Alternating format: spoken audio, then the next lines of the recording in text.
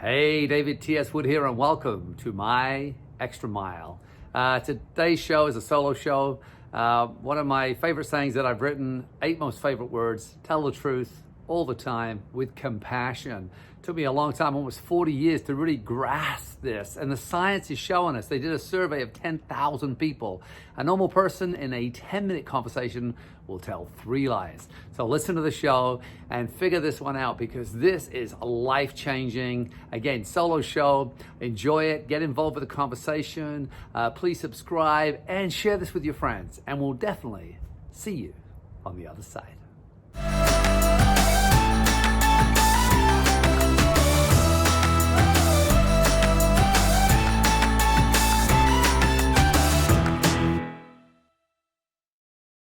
You know, one of the hardest things I think I've ever learned, and it took me a long time to learn it, was how to be truthful. And a quote that I've written, I say written, I tweaked. I've heard it wasn't Simon Sinek, I'm sorry, it was Randy Pausch. One of his quotes was, tell the truth all the time. Right? His 6 most favorite words. And I changed that and added with compassion. Tell the truth all the time with compassion, because truth wielded without compassion, sorry, just gonna put my seatbelt on, can be incredibly hurtful. And, words do have power. And words can stay with people for the rest of their lives. And you think about some of the things that we carry around inside that were delivered at the hands of people that loved us when we were children, that have some form of emotional scar, normally targeted around some form of word that was delivered in anger or, clumsily. And so words really have power. So I always believe that learning how to tell the truth is, and definitely was, one of the hardest things, because we're conditioned as people to lie. And in fact, I remember as a child growing up, my mother used to say things like, there is such a thing called a white lie. And especially if she was caught lying.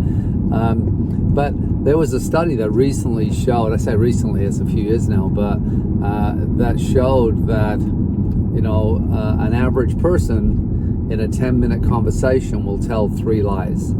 And they show that the younger generation are lying in order to gain more freedom and sort of escape the tyranny of teachers and parents who are constantly telling them what to do and how to think. And older people lie as a way of fitting in. And so that whole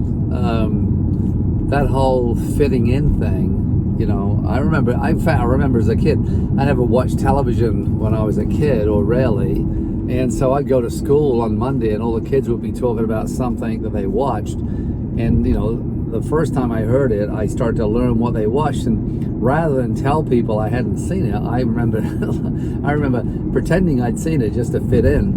And so I remember that distinctly as a young person. But, truth is, on so many levels, telling the truth to ourselves, or admitting to something where we were wrong and allowing that energy to stop. So it's kind of an immediate, it's my bad. You've heard me talk about this before, the whole my bad thing. But no, that is, that's one form of truth. But telling the truth to people around you, I'll give you an example. Someone, you go to someone, you say, hey, would you like to come for dinner? And they simply say, no thanks. Just let that settle for a second. No thanks. No reason. They just say, would you like to come for dinner? No thanks.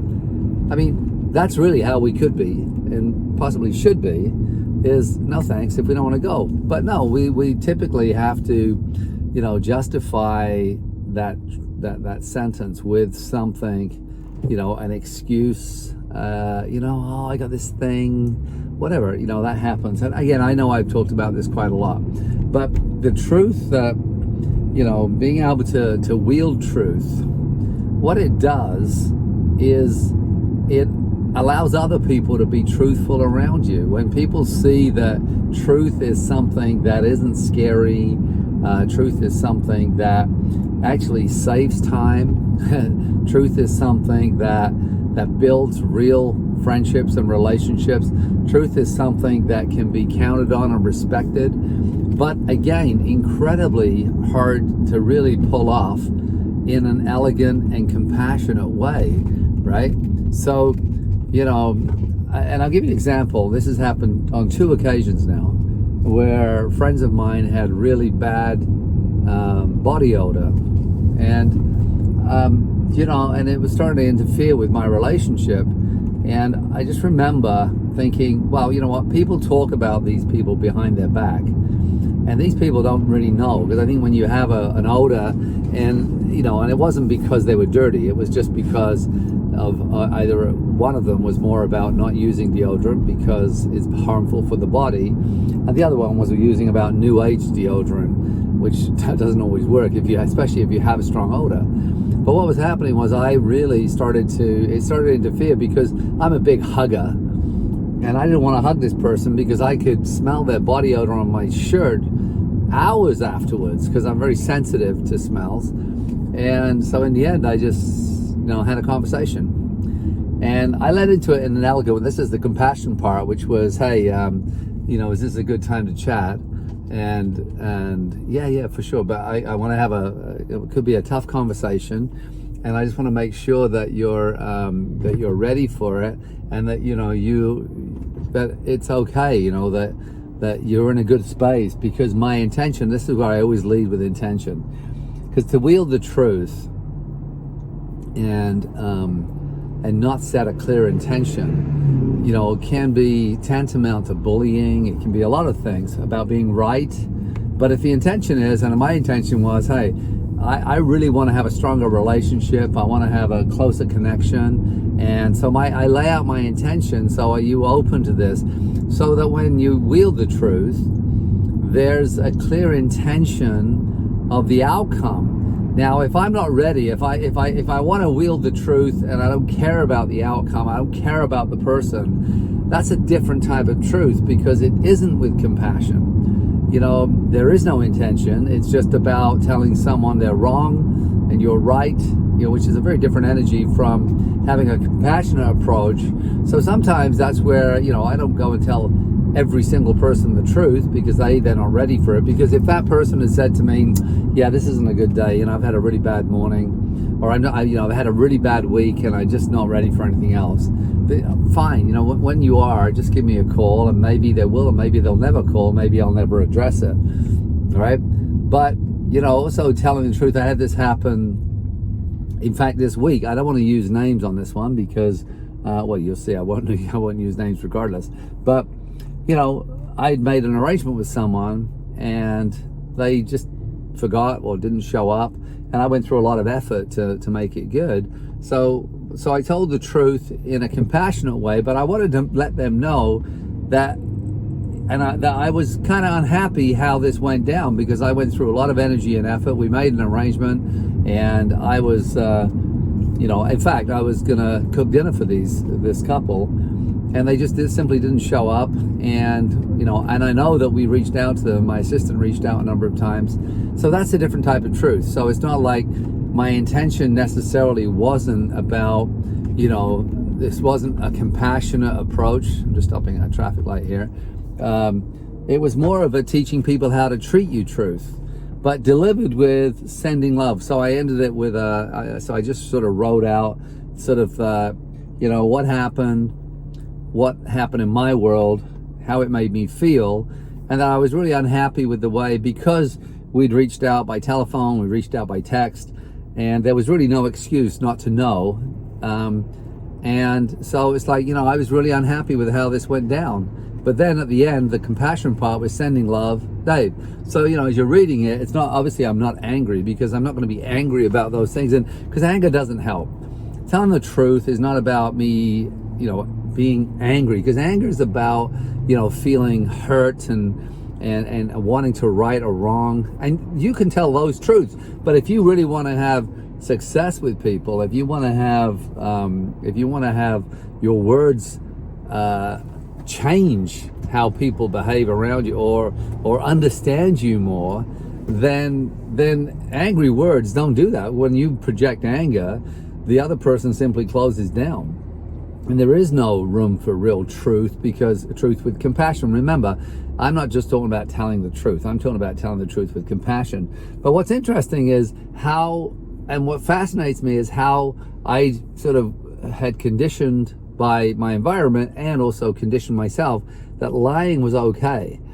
And I watch people lying all the time, and we see examples of it, everywhere. But it's almost like, when someone does confess to something or own the truth, we all know what it feels like. I mean, even if it's a horrible truth, there is a part of us when someone stands up and says, hey, sorry, totally my bad, totally in the wrong here. I accept 100% responsibility for this. It's totally in my camp. Most of us, and I say most of us because some of you, enjoy, and this is going to sound terrible, but enjoy when other people are wrong, because somehow it gives you a leg up. And so by condemning other people or getting involved in that gossip camp where you can talk about other people, that is a completely different thing. Because, to be right, or to jump in, it's like a bully. I remember I grew up in England, so we grew up in tough schools, but you'd get sort of gangs come and beat you up, and they'd put the boots in. It was always that like kid that would never fight you one-on-one, that would be in the pack, and he'd put in the boots the hardest, right?